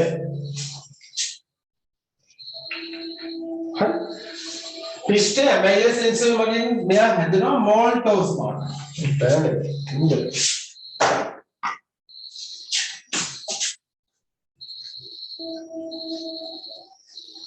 මෝල්ටෝස් මාර්ග මෙයා බිඳ වෙනවා.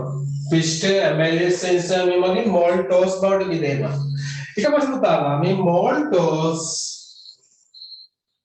maltase කියන එන්සයිම් මේ මගින් right maltase කියන එන්සයිම් මගින් තමයි මෙයා glucose බවට බෙදෙන්නේ. හරි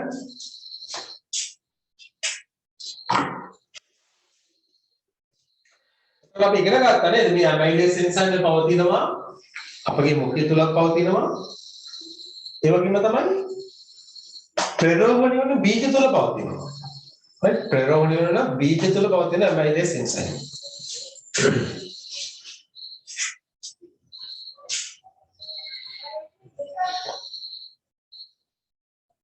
හරි ඊළඟට කියනවා උක්තුල සුක්‍රෝස් පවතින බව පරීක්ෂණාත්මකව ඔප්පු කළ හැක්කේ කෙසේද? උක්තුල සුක්‍රෝස් තියෙන බව නේ. කොහොමද මොකද පරීක්ෂණය? අර බෙනෙඩික් පරීක්ෂණය නේ. right? බෙනෙඩික් පරීක්ෂණය. මතකයි බෙනෙඩික් පරීක්ෂණය. අපි ගත්තා මේ වගේ පරීක්ෂණාලයකට අර සුක්‍රෝස් ද්‍රාවණය ගන්නවා. උක් ටිකක් ගන්නවා මේකට නේ. අරගෙන මොකද කරන්නේ? මේක අපි ධන තාපකයක රත් කරනවා. හැබැයි රත් කරන්නේ මොනවද දාලාද? තනුක සල්ෆියුරික් අම්ලය. right? සල්ෆියුරික් අම්ලය H2SO4 නේ. සල්ෆියුරික් අම්ලය කියන්නේ H2SO4 නේ තනුක සල්ෆියුරික් අම්ලය. සල්ෆියුරික් දාන්න පුළුවන් නම් හයිඩ්‍රොක්ලොරික් උනත් දාන්නත් පුළුවන්. ගැටලුවක් නැහැ. අම්ලයක් දාලා අපි මේක ඇත්තටම ජල විච්ඡේදනය කරනවා. right? අර සුක්‍රෝස් හැදලා තියෙන ග්ලූකෝස් සහ ෆ්‍රුක්ටෝස් අණු දෙක කඩනවා. හරි? ඊට පස්සේ මේකට දානවා මොනවද?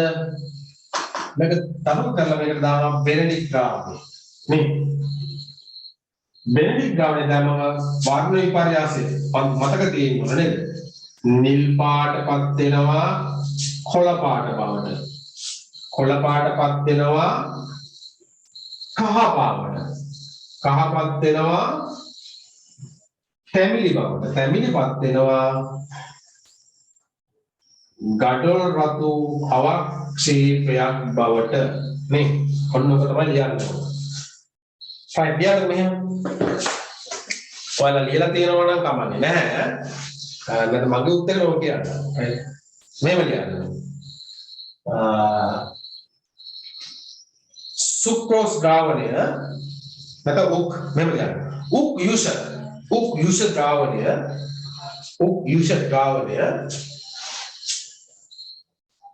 උක් යුෂ ද්‍රාවණය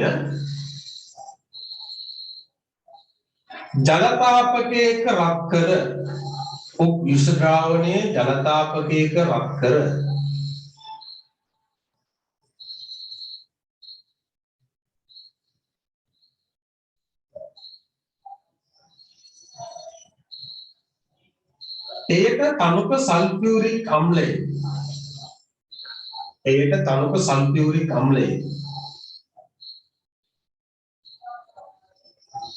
එයට තනුක සල්ෆියුරික් අම්ලය බිංදු කීපයක් දමා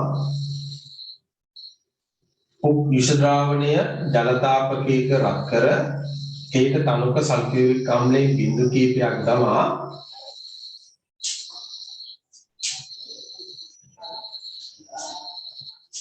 බෙනෙඩික් ද්‍රාවණයෙන් ස්වල්පයක්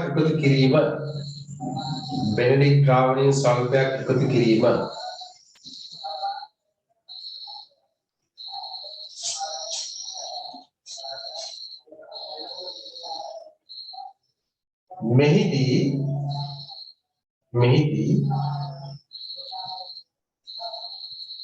මෙහිදී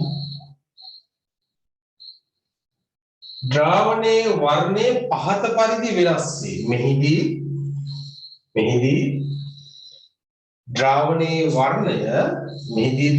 වර්ණය පහත පරිදි වෙනස් වේ. මෙහිදී ද්‍රාවණයේ වර්ණය පහත පරිදි වෙනස් වේ. ලියන්න මෙන්න මේක. නිල් කොළ කහ තැඹිලි ගඩොල් රතු අවක්ෂේප. මේක ලියන්න.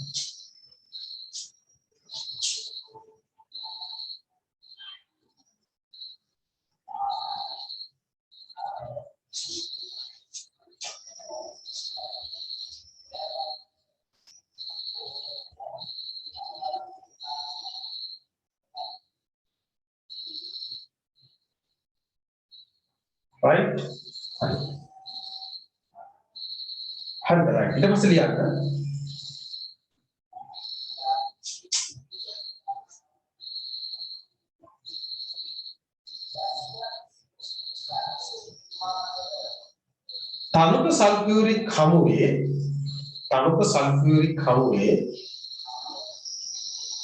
තනුක සල්ෆියුරික් හමුවේ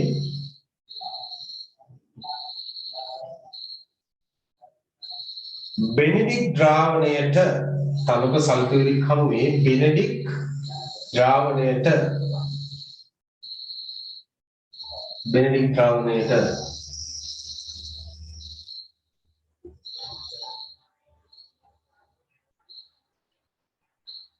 ඉහත වර්ණ විපර්යාසය ලබා දෙනු ලබන්නේ තනුක සල්ෆියුරික් හමුවේ बेनेडिक द्रावණයට ඉහත වර්ණ විපර්යාසය ලබා දෙනු ලබන්නේ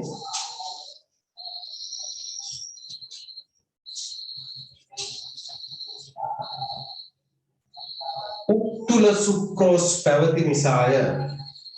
උක් තුල සුක්‍රෝස් පැවති නිසාය.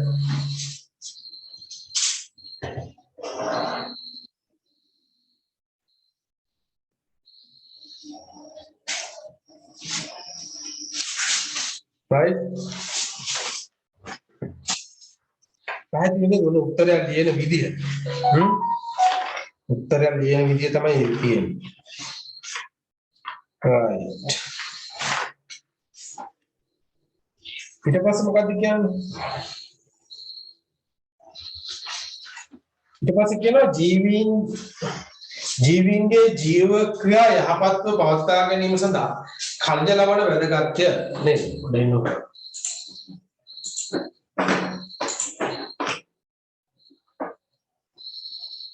ජීවීන්ගේ ජීව ක්‍රියා යහපත්ව පවත්වා ගැනීම සඳහා खनिज ලවණ වැදගත්ය.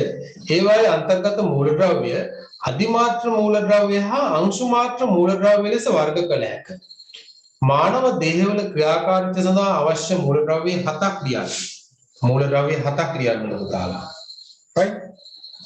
එතකොට මෙතන ලියන්නේ මොන මූලද්‍රව්‍ය 7 මොනවද තියෙන්නේ අපිට මුලින්ම අවශ්‍යයි වැඩිපුරම අවශ්‍යයි කැල්සියම් ෆොස්ෆරස් මම පහල ලියා ගන්නකො එහෙනම් පහල ලියා ගන්න calcium phosphorus potassium calcium phosphorus potassium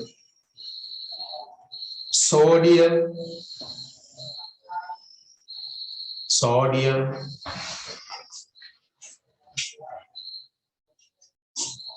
magnesium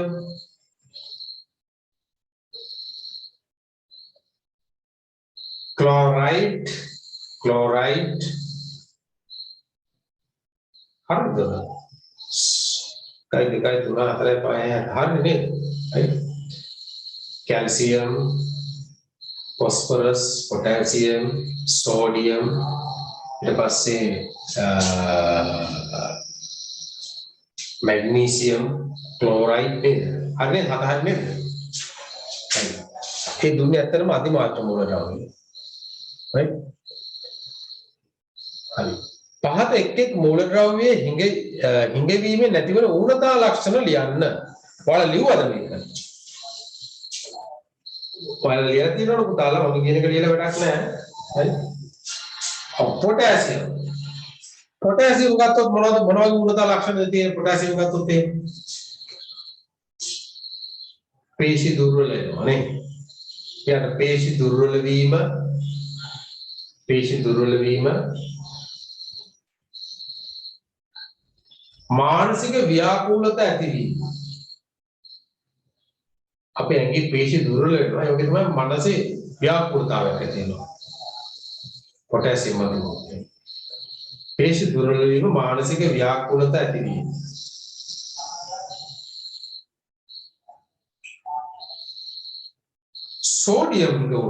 sodium හිඟුනොත් ඒ පුතාලා කෙන්ඩ පෙරලෙනවා දැන් අපේ ඇඟේ ඔය කෙන්ඩ හැම පෙරලෙනවා නිතර right නිතර කෙන්ඩ පෙරලෙනවා නිකන් දුවද්දී හරි ඔය නිකන් හැමතිස්සෙම කෙන්ඩ පෙරලෙනවා කියලා කියන්නේ ඇඟේ සෝඩියම් වගේ right ලුණු ගන්න ඕනේ හරිද right ලියන්න සෝඩියම් අදුනාම කෙන්න පෙරලීම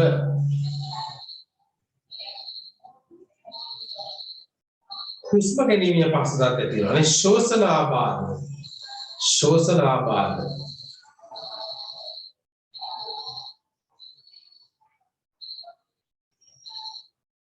ඔක්කාරය සහ පාචනය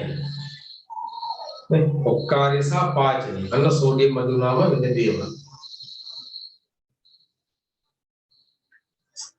magnesium ඊළඟ එක magnesium මදි වුණාම අධික ලෙස හෘද ස්පන්දනය ඒ කියන්නේ අපේ heart beat එක වැඩි වෙනවා දැන් සාමාන්‍ය අපිට විනාඩියකට 72ක් වගේ heart beat එකක් තියෙන්න බෑ මේක වැඩි වෙනවා මේ magnesium පදුරුව තියෙන heart beat එක වැඩි වෙනවා right කියන්න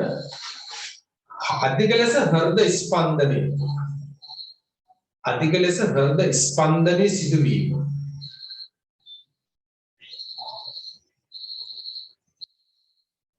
ස්නායු දුබලතා ඇතිවීම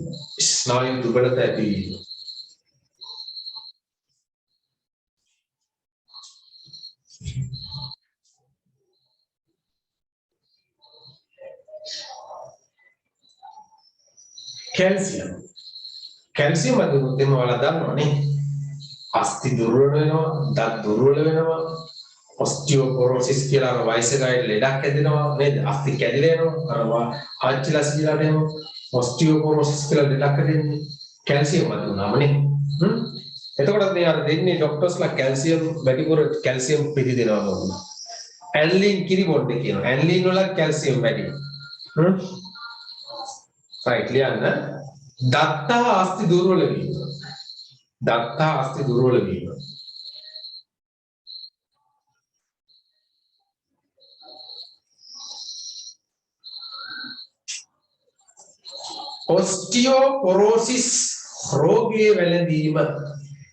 ඔස්ටියෝපොරොසිස් රෝගයේ වැළඳීම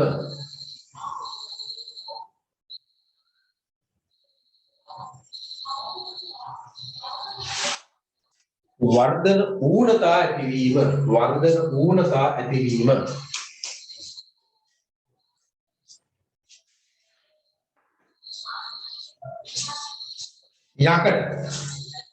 යකඩ ලුණුම දන්නවා ඔයාලා රක්තහීනතාවය ඇති වෙනවා නේ යකඩ ලුණුම රක්තහීනතාවය ඇතිවීම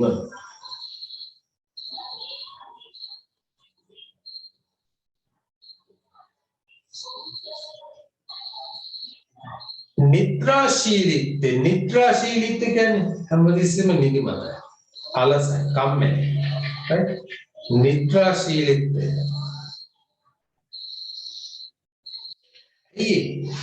රක්තහීනතාව කියන්නේ ඇඟේ ලේ අඩු වෙනවා අර හිමොග්ලොබින් නිෂ්පාදනය අවශ්‍ය වෙනෝනේ නේ එතකොට ඇඟේ ලේ අඩු වුණාම ඇඟ තුල ඔක්සිජන් පරිවහනය දුර්වල වෙනවා right අපේ සෛල ක්‍රියාකාරීත්වයට අවශ්‍ය ඔක්සිජන් ලැබෙන්නේ නැති වුණාම ඇඟ දුර්වල වෙනවා නිදිමත ගතිය හැදෙනවා right ඒකයි නිද්‍රාශීලීත්වය ඊළඟ මානසික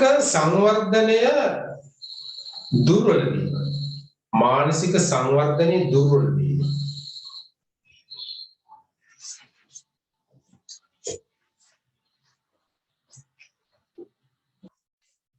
right phosphorus අඩුනාම අස්ථි දුර්වල වෙනවා right phosphorus අඩුනාම අස්ථි දුර්වල වෙනවා අස්ථි දුර්වල වී පහසුවෙන් කැඩීම සිද්ධ වෙනවා phosphorus අඩුනාම right මේ අට ටංගල කැඩෙනවා පෙර වැඩිචා දුර්වල හයියන අස්ථි දුර්වල වීම සහ පහසුවෙන් කැඩීම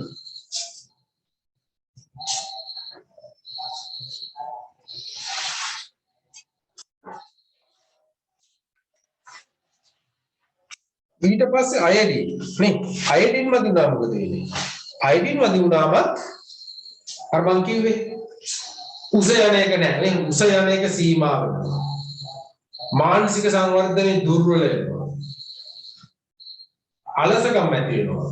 right ඒ ලක්ෂණ ටික එහෙම තියෙනවා. කියන්න බුද්ධි සංවර්ධනය අඩාල වීම. බුද්ධි සංවර්ධනය අඩාල වීම.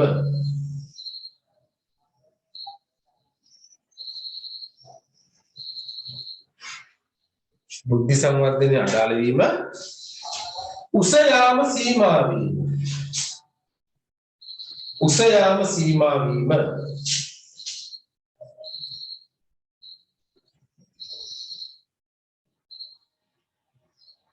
අලසකම right අලසකම. ඔන්න දැන් කම්මැලි වෙන හේතු කීපයක් තියෙනවා නේ. කම්මැලි වෙන්න පුළුවන් අයිඩින් අඩු වුණාම කම්මැලි. යකඩ අඩු වුණාම කම්මැලි ගතියක් තියෙනවා නේ. right ඔන්න ඔයාලට ඒ වගේ තියෙනවා නම් වැඩිපුර පලා වර්ගයම කන්න. පලා වර්ග වල තියෙනවා නේ. අයිඩින් නම් අයිඩින් මිශ්‍ර ලුණු කන්න ඕන. මුහුදු මාළු කන්න ඕන. right ඊළඟ බලන්න මොකද තියෙන්නේ කියලා. ශාක තුළ සිදුවන ක්‍රියා සඳහා අවශ්‍ය මූලද්‍රව්‍ය 7ක් සඳහන් කරන්න නේ. මූලද්‍රව්‍ය 7ක්. NPK මුලින්ම නේ. ඔක හරිම ලේසි. NPK nitrogen phosphorus potassium. nitrogen phosphorus potassium NPK කියපුවා මෙතනින් මූලද්‍රව්‍ය 3ක් එනවා. ඊට පස්සේ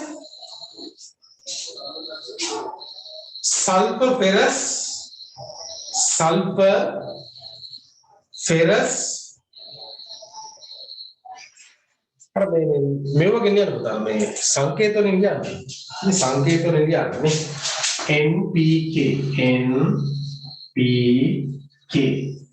sulfur ferrous ඊට පස්සේ calcium zinc right NPK කියන්නේ මේක අතර ඉන්න මේක තමයි පොහොර වල දෙන්නේ ඇත්ත. පොහොර වල ගොඩාක් තියෙන මේ nitrogen phosphorus potassium. ඊට අමතරව මේ වගේ මූල ද්‍රව්‍ය කවලම් කරලා තියෙනවා. sulfur ferrous calcium zinc වගේ මේවා.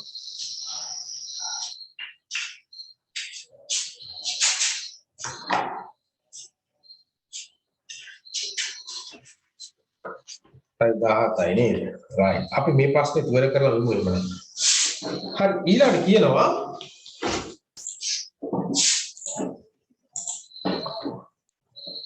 ඉහත සඳහන් කළ මූලද්‍රව්‍යයේ හිඟවීමෙන් ශාක තුල ඇතිවන ඌනතා ලක්ෂණ ලියන්න.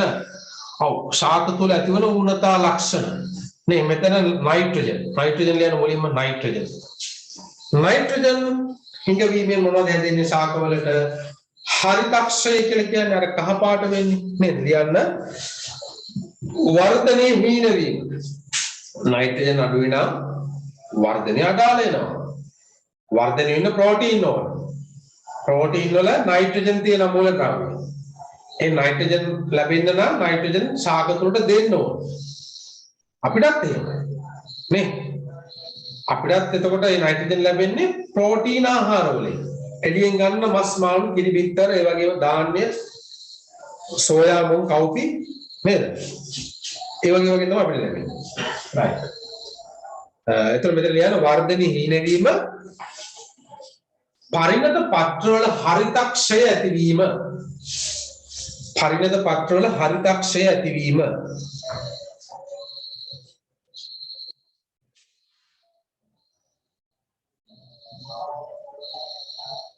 පරිණත පත්‍රවල හරිතක්ෂය ඇතිවීම.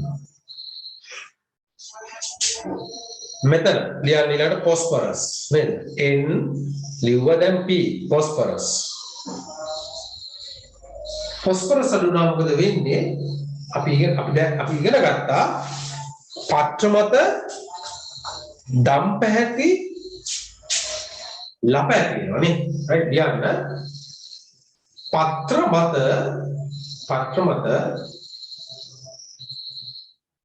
රතු හා දම් වර්ණ පත්‍ර මත රතු හා දම් වර්ණ ලප ඇතිවීම. පත්‍ර මත රතු හා දම් වර්ණ ලප ඇතිවීම.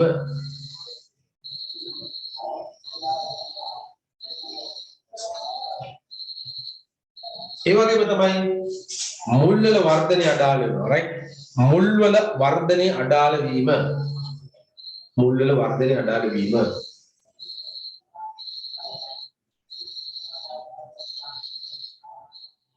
ඊළඟ පොටෑසියම්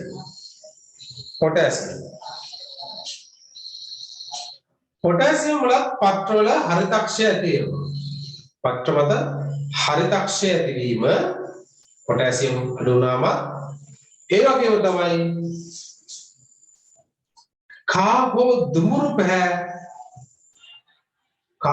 දුමුරු පැහැ වර්ණ ඇතිවීම පත්‍රවල කාහෝ දුමුරු පැහැ වර්ණ ඇතිවීම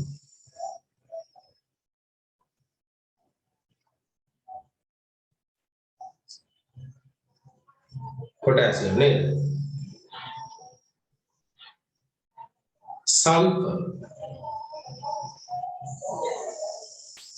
අඩු වුණා මොකද වෙන්නේ පත්‍ර නාරටි හා නාරටි අසල ප්‍රදේශවල right පත්‍ර නාරටි හා නාරටි අසල ප්‍රදේශවල හරිතක්ෂය ඇතිවීම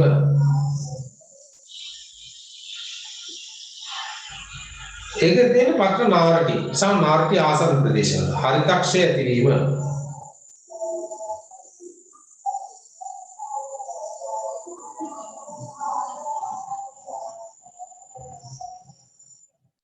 sulfur ඊට පස්සේ අයන් යකඩ right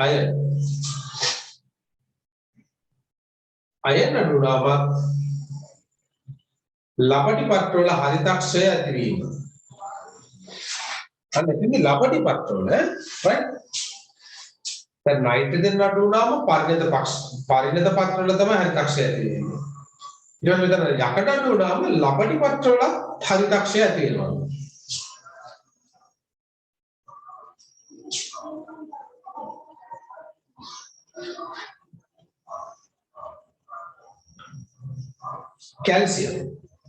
කැල්සියම් අඩු වුණාම මොකද වෙන්නේ පත්‍ර අග්‍රස්ථිය මිය යනවා කැල්සියම් අඩු වුණාම පත්‍ර අග්‍රස්ථිය මිය යනවා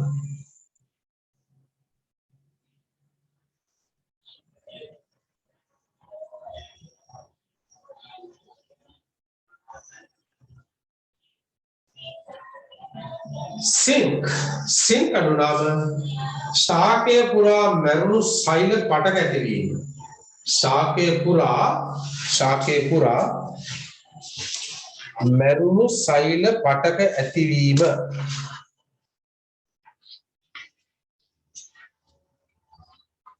පත්‍ර ඝනකම් වීම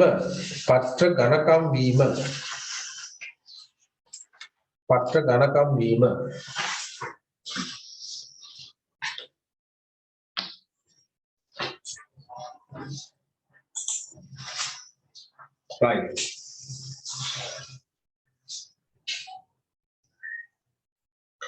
අහලා තියෙන ප්‍රශ්නයක් උස යන්නේ නැත්තේ මොනවා අඩු වුණාද උස යන්නේ නැත්තේ අයඩින් අඩු වුණා ඔන්න දැන් කොටයි වගේ නා අයඩින් ගන්න වැඩි පුළුවන් හරිද ලුණු අයඩින් ලුණු ගන්න ඕන හරිද මෙහෙම උස යන්න බලපාන ජානමය ලක්ෂණ බලපාන මොන දේවල් දැම්මත් ඉතින් පරම්පරාවේ උස යන්නේ නැත්තම් මේ උස යන්නේ ජානාවොත් උස යන්නේ නැහැ තමයි right මෙහෙම සමහර ලක්ෂණ තියෙනවානේ දැන් තාත්තලා අපි ළඟ පොසිටිව් ලක්ෂණක් තියෙනවා නෙගටිව් ලක්ෂණක් තියෙනවා right ශරීරය තුළ උස යන ජානක් තියෙනවා කොට ජානක් තියෙනවා හරි එතකොට දැන් තාත්තා උසයි නම් අම්මත් උසයි කියන්නේ හැබැයි තාත්තා තුල උස ජානක් තියෙනවා කොට ජානක් තියෙනවා අම්මා තුල උස ජානක් තියෙනවා කොට ජානක් තියෙනවා හැබැයි ওই ලක්ෂණ ලැබෙන දරුවට කොට ජාන බවොත් එහෙම දරුවා කොට වෙනවා හරි කියන්න හැමතිස්සෙම එහෙම ඉන්නේ නැහැ උස තාත්තලාට කොට පුතාලා ඉන්නවා හරිද ඒ වගේම තමයි කොට තාත්තලාට උස පුතාලා ඉන්නවා right ඒ ජාන ඕවා ඉගෙන ගන්න පුළුවන් ඉස්සරහට හරි එහෙමනම් පුතාලා මේකේ ඉතිරි කොටස අපි අඟහරුවාද සාකච්ඡා කරමු මම දෙවෙනි පාඩමේ ටූට් එකක් දාන්න